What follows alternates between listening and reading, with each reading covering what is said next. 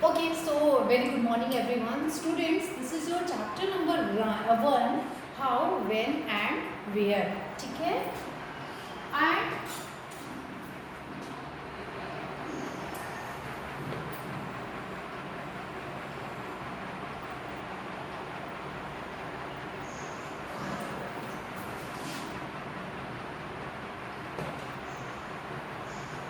okay, so class, in this chapter how, when and where में you will see here this is your modern history. Okay, in class 6 you have studied ancient history. Ancient history में आपने क्या पढ़ा था? Early people के बारे में, early mains के बारे में आपने पढ़ा था। हिस्ट्री जो एंसेंट हिस्ट्री की जो सोर्सेस हैं उसके बारे में आपने पढ़ा था। हिस्ट्री जो एंसेंट हिस्ट्री लिखी गई थी वो किस बेस पे लिखी गई थी, ठीक है। और उसके बाद आपने महात्मा बुद्ध को, you have studied Mahatma Buddha, Mahavir Jain, है ना। And after that you have studied about Ashoka. Then after Ashoka you have studied about the other North Indian rulers and South Indian rulers too, Cholas, Cheras, Pandyas. तो ancient India की history में आपने इन सब चीज़ों को पढ़ा था, ठीक है। अर्ली मैन से स्टार्ट किया था और आप गए थे गुप्तास पीरियड तक। बट बेटा जब आप मेडिवल में आए, ठीक है, तो मेडिवल हिस्ट्री में you have studied about the Delhi सल्तनत एंड मुगल्स, उनके पूरे अंपायर के बारे में, यस, मुगल अंपायर्स, दिल्ली सल्तनत, इन सब के बारे में आपने पूरा पढ़ा था। आर्किटेक्चर, मुगल्स आर्किटेक्चर के बारे में पढ़ा था। तो एक टाइम पीरियड जैसे जैसे टाइम बीतता गया, अब एंशिएंट में आपने देखा होगा कि अर्ली पीपल की जो स्टोरी स्टार्ट हुई थी वो हुई थी, कहाँ से शुरू होती है? मिलियंस ऑफ ईयर्स से ले करके वहीं से स्टार्ट होती है ना। तो मतलब वो जाती है 7th सेंचुरी तक। जब मेडिवल में आते हो तो 8th सेंचुरी या कह सकते हो 7th सेंचुरी से 16th सेंचुरी तक आप पढ़ते हो मेडिवल हिस्ट्री। लेकिन जब आप मॉडर्न हिस्ट्री की तरफ आते हो तो अब मॉडर्न हिस्ट्री की शुरुआत कहाँ से होती है? जब इंडिया में यूरोपियंस एंट्री लेते हैं, ठीक है। और आपको पता ही था कि जो लास्ट मुगल एम्पायर था औरंगजेब, जब उसकी डेथ होती है 1707 में, तो उसके बाद मॉडर्न हिस्ट्री स्टार्ट हो जाती है, क्योंकि उस समय तक यूरोपियन हमारे देश में आ चुके थे, ठीक है। अब हम यहाँ से शुरू करेंगे अपनी मॉडर्न हिस्ट्री। अब आप कहोगे कि मैम मॉडर्न हिस्ट्री में क्या है?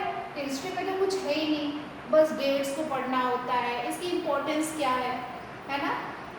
तो देखो अब पहला ही है, how important are dates. Clear? आपकी चैप्टर का नाम है हाउ, व्हेन एंड वेयर, ठीक है। इसका मतलब क्या हुआ?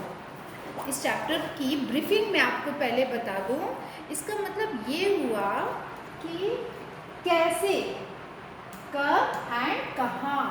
जो मॉडर्न हिस्ट्री पढ़ रहे हैं ये कैसे, मतलब हाउ का मतलब क्या हुआ कि चीज़ें कैसे शुरू हुई, मतलब ये जो डेट्स थे, how important are dates. How में क्या पढ़ोगे? डेट्स इम्पोर्टेंट कैसे हैं, ठीक है।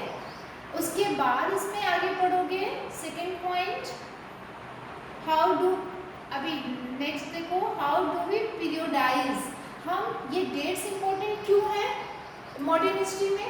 दूसरी चीज़, हम पीरियोडाइज कैसे करते हैं, मतलब जो मॉडर्न हिस्ट्री है उसको कैसे अलग अलग फॉर्म में डिवाइड किया गया, अलग अलग पीरियड्स में डिवाइड किया गया, किस बेस पे किया गया, है ना।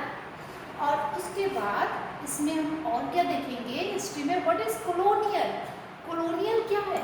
अब ये कॉलोनी टर्म जो है ये कहाँ से आया था? मैंने आपको बताया था कि मॉडर्न हिस्ट्री की शुरुआत वहाँ से होती है, whenever the Europeans entered in our country.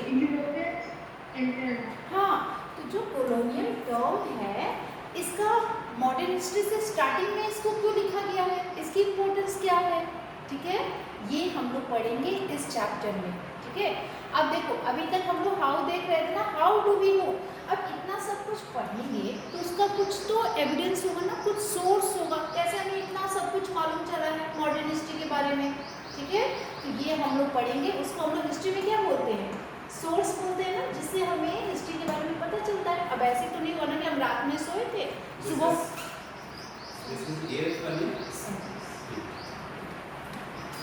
ऐसा तो नहीं हुआ था कि हम रात में सोए थे और जब सुबह हम उठते हैं तो हमारी मॉडर्न हिस्ट्री लिखी पड़ी थी, ऐसा तो हुआ नहीं। ठीक है, तो मॉडर्न हिस्ट्री की शुरुआत कहाँ से होती है, सोर्सेस। हमें सोर्सेस पता चलता है कि कैसे ये मॉडर्न हिस्ट्री लिखी गई है। क्लियर। उसके बाद नेक्स्ट है, अब देखो सर्वेज बिकम इम्पॉर्टेंट, ये सब आप अलग अलग चीज़ें इस चैप्टर में पढ़ोगे। और फिर है आपका क्वेश्चन आंसर। तो फर्स्ट चैप्टर में हम लोग क्या देख रहे थे, हाउ, व्हेन एंड वेयर। अब देखो ये जो हाउ का कॉन्सेप्ट है, अगर मैं पूछती हूँ बेटा what is your birth date, ठीक है, बर्थ डेट आपकी क्या है, तो आप कहोगे जो भी आपका बर्थ डेट है। ठीक है, अब मैं कहूँगी कि बेटा व्हेन में तो आपने टाइम बता दिया कि बर्थ डेट कब थी, लेकिन वो बर्थ डेट जो है वो कैसे स्टार्ट हुआ, मतलब कि आपको उसके बारे में कहाँ से मालूम चला कि आपका बर्थ डेट है। तो ऑब्वियसली आपके जो पेरेंट्स होंगे या ग्रैंड पेरेंट्स होंगे वो आपको बताएंगे, है ना। तो हाउ का मतलब हुआ कि आपको अपने बर्थडे के बारे में कैसे मालूम चला, through your parent. Clear. And next is where, where means कहाँ, आप अपना आपका बर्थ प्लेस कहाँ है तो आप वो बताओगे। ठीक वैसे ही जब मॉडर्न हिस्ट्री की शुरुआत होती है, ठीक है, तो सबसे पहला ये जो चैप्टर लिया गया ना, इसमें ये बताया गया है कि भाई शुरुआत हुई कैसे, कब और कहाँ। तो देखो कब का टाइम पीरियड आप नोट कर लो, 18th सेंचुरी, यहाँ से हमारी मॉडर्न हिस्ट्री शुरुआत होती है। वेयर, कहाँ पे शुरू होती है, इंडिया में होती है। हाउ, मतलब ये कैसे होता है, ये जो है हाउ में आप क्या देखोगे कि जो डेट्स वगैरह हम पढ़ेंगे मॉडर्न हिस्ट्री में, है ना, उसकी इम्पोर्टेंस पढ़ेंगे और इन सब चीज़ों को कैसे हमने जाना, ठीक है, इन सब चीज़ों को हम यहाँ पे देखेंगे। यही है आपका ओवरऑल ये चैप्टर। ठीक है, आप जानते हैं ना कि जो हिस्ट्री होती है, वैसे तो मॉडर्न हिस्ट्री में बेटा बहुत सारी स्टोरीज पढ़ेंगे, but the first chapter tells you the introduction of the whole chapter। ये बताएगा कि आप मॉडर्न हिस्ट्री में आपको डेट्स और ये सारी प्लेसेस और वो कैसे हमने जाना इसके बारे में पूरा समझोगे। क्लियर। तो ये है आपका ओवरऑल चैप्टर। ओके, तो चलो स्टार्ट करते हैं। पहला है हमारा point, how important are dates. अब ये जो डेट्स है हिस्ट्री में, इसकी इम्पोर्टेंस, ये हमारे लिए इम्पोर्टेंस कैसे है, क्यों इम्पोर्टेंट है हमारे लिए। अब देखो आप डेली, आपको इतनी सारी डेट्स में आपका बर्थ डेट क्यों याद रहता है, पहले ये बताओ। सिर्फ इसलिए होता है क्योंकि भाई उस दिन आपका बर्थ हुआ था, आपको बर्थडे याद होगा, आपको आपकी मदर का मैरिज एनिवर्सरी याद होगा, आपको ये याद होगा कि आपको कभी प्राइज़ अगर कोई मिला है तो वो कब मिला था। तो कुछ इम्पोर्टेंट डेट्स होती है ना लाइफ में। ठीक वैसे ही हिस्ट्री में भी इन डेट्स का रोल क्या है ये आप समझोगे। यहाँ पे लिखा है there was a time when historians were fascinated with dates. एक समय ऐसा था, हिस्ट्री जब भी लिखी जाती थी तो लोग कहते थे ना तो उसमें क्या है, खाली डेट्स ही तो लिखी होती है, हिस्ट्री इज सो बोरिंग, है ना। लेकिन यहाँ पे बताया है कि डेट्स लिखी तो जाती थी पर उसकी इम्पोर्टेंस क्या होती थी। Clear. There were heated debates about the dates, मतलब कि जो डेट्स हिस्ट्री में लिखी जाती थी उसमें बहुत ज़्यादा डिबेट होता था कि क्या है, हिस्ट्री में तो कुछ है ही नहीं। जब देखो तब ये पता चला कि भाई ये राजा है, इसका बर्थ कब हुआ था, ये कौन सा, इसको कब क्राउंड किया गया, इसको राजा कब बनाया गया, कब इसने कौन कौन सी बैटल्स फाइट की थी, यही सब तो लिखा है हिस्ट्री में। ये तो history is so boring. But हम कह तो सकते हैं कि history was synonymous with dates. History को डेट से जोड़ के देखा जाता है। Synonymous means history is related to dates.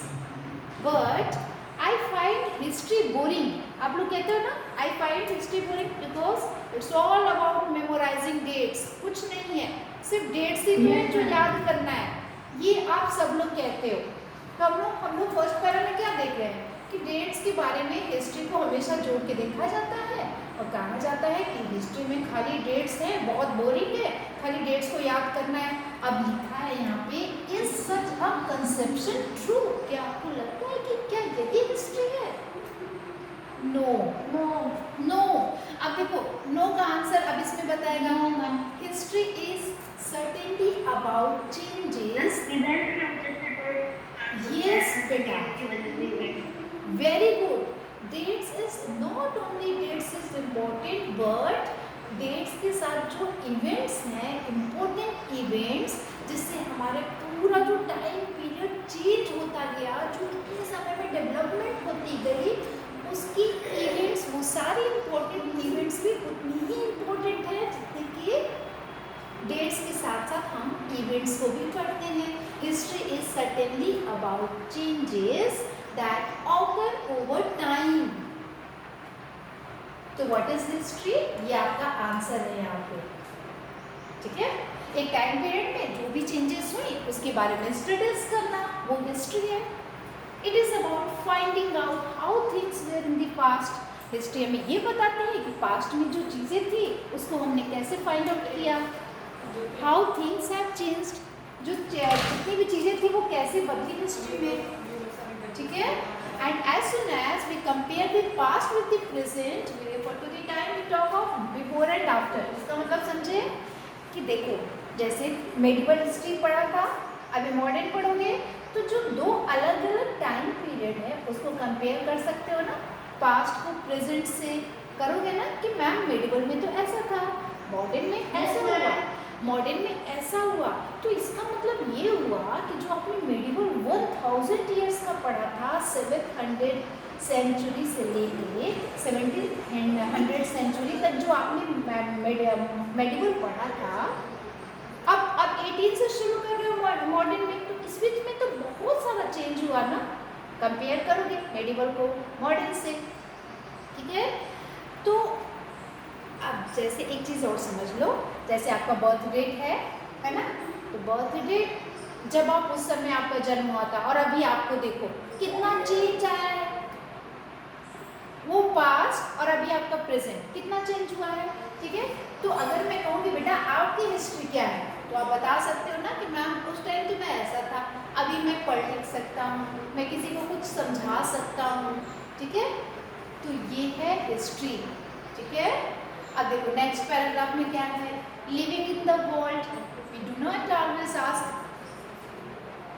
ठीक है, living in the world we do not always ask historical questions. अब देखो एक चीज़ देखो, आपको बहुत ही अच्छी बात बता रही हूँ और वो ये है,